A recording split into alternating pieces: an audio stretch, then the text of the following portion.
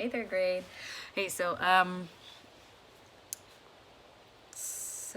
know that this is weird going back to YouTube to get a link, but this is the easiest way for me to do it at this point in time. I've tried the other ways and it's just less stressful to do it like this. So here we are.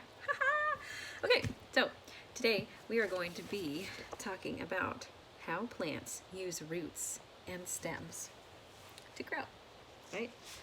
This looks a little familiar, doesn't it? Interesting. How fun. Super awkward. I'm at my parents' house. You stay away from the kids. And my dad keeps looking at me. It's very strange to have your dad watch you do your job.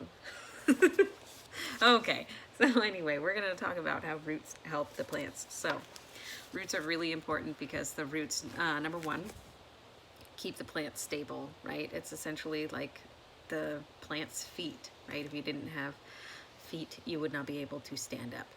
Think about when you get a Christmas tree. If any of you have do the live Christmas trees, after you cut it down, you can't just like stick it in your living room. No, because it'll flop down and fall over, right? And so you get a stand to replicate those roots in order to keep it upright. Additionally, so we know that the plant food is made in the leaves of the plant. The food is made in the leaves of the plant. Sorry, I'm upset. It's been a long morning.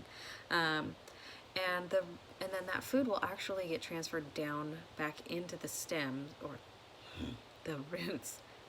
The plant food made in the leaves actually gets transferred to the roots to be stored for use later.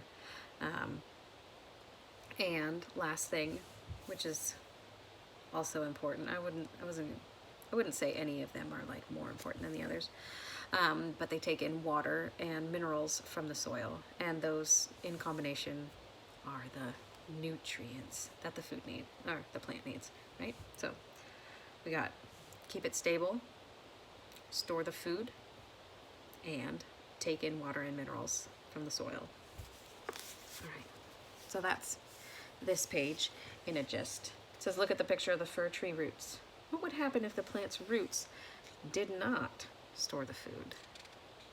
All right, so if it's stored energy, are they always getting exactly what they need when they need it? Right? So similarly to how certain leaves will hang on to water, right? So would that be a good thing, right? They're going to want to tap into that extra stuff at some point in time. Types of roots. Fun stuff. All right, so we've got tap roots. Tap roots have one large root that goes straight down into the ground. Pretty deep in order to get those nutrients, that water and those minerals from the soil. A prime example of that would be carrot, as you can see. And then other plants have something called fibrous roots. So if we go back to that picture of the pine tree, see that big nasty mess of roots? Those would be considered fibrous roots. And so those fibrous roots, they go out all over the place. They go out in all directions and generally don't go very deep. They're not going very deep because they tend to be in areas with less regular moisture, and so then they're wanting to be right there at the surface when it rains, right? Because if they're right there when it rains, then they're able to soak that up before other things can get to it, right? Very good. All right. And we've got stems. Okay, let's see if we've got fill in the blanks. How much time? I'm good on time. Okay, it says, look at the illustration of the root. Fill in each blank with the correct word. Blank enters the root through the root hairs. Okay, so you'll have to read in here a little bit.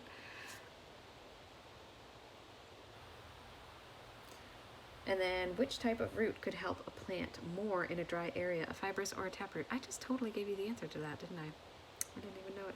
All right, stems. How stems help plants. Stems support the leaves, flowers, and fruits of the plant.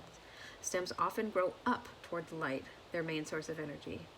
Most plant stems have tiny tubes that move water and minerals from the roots to the leaves. Other tubes move food from the leaves to the stems and the roots. Some stems are thin and grow along the surface of the ground. For example, the stem of a pumpkin can grow roots and a new plant. Other stems, called vines, grow parts that wrap around objects to support the plant.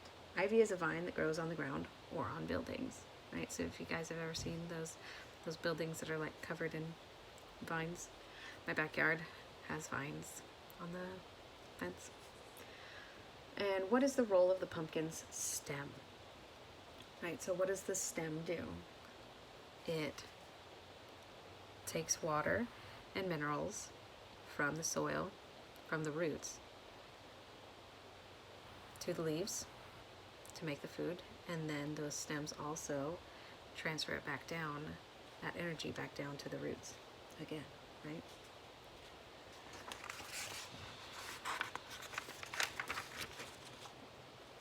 And then different types of stems. Plant stems come in many different shapes, sizes, and colors. Some stems grow below ground.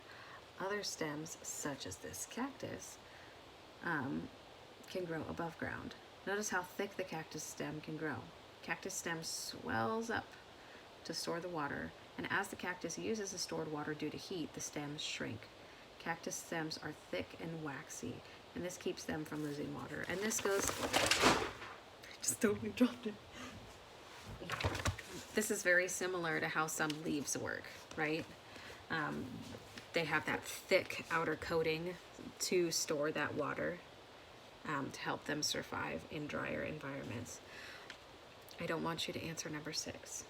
I also don't want you to answer number 7. I'm not worried about that, okay? You don't have to do those. All right, so, and then parts of some stems grow below ground. Have you ever eaten a potato?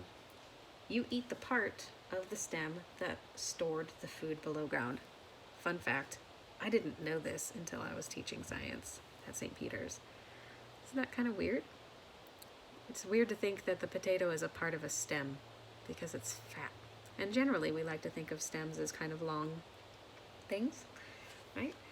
So stems that grow below ground can make new stems from buds, such as the potato's eyes, right? Have you ever had a potato that got really old and it started growing like these kind of like rooty looking things, but they're actually stems that grow underground.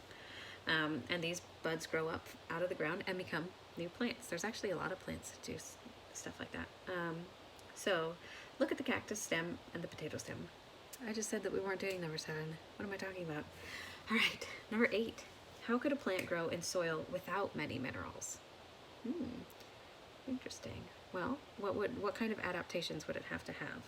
What should it be able to do really well? It should be able to store things, right? It should be able to store what it has made. And why are the roots and stems important to the growth of a plant? Well, without the roots, it's not going to get the nutrients it needs. It's not going to be able to stand upright and reach towards the sun to get that light in order to make its food. And without the stems, it's not going to be able to transfer any of that, right? So, very important. And the stems also support any fruit and other stuff that it makes. And voila, so many correct answers I'm giving. This is so awkward, guys. But I love you, so I'm going to keep making videos for you because I want you to learn science things, and I miss you. So anyway, your response. What do you have to do today? You need to tell me how the movement of water is different from the movement of food in a plant.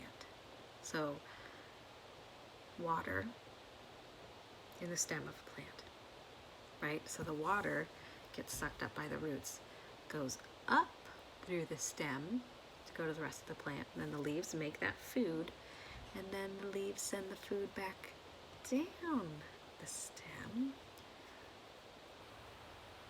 to store it in the roots. See you later.